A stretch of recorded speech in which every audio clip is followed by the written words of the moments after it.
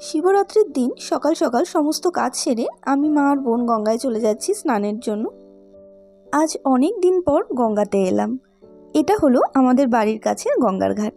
আমরা যেহেতু অনেক সকাল সকাল গেছি, তাই গঙ্গার ঘাটে সেরকম ভিড় ছিল না, তাই আমরাও নেমে পড়লাম স্নান করার জন্য।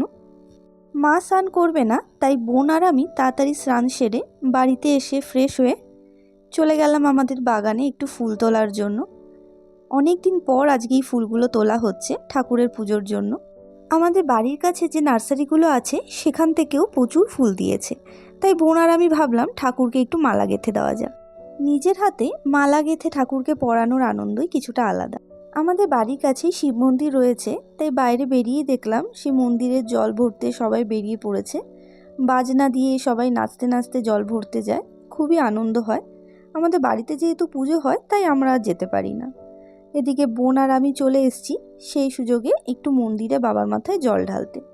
আগে যখন আমাদের বাড়িতে মন্দির ছিল না তখন আমরা এখানেই বাবার মাথায় জল ঢালতাম, তাই সারা বছর আসতে না পারলেও এই দিনটাতে আমরা বাবার কাছে আসতে ভুলি না।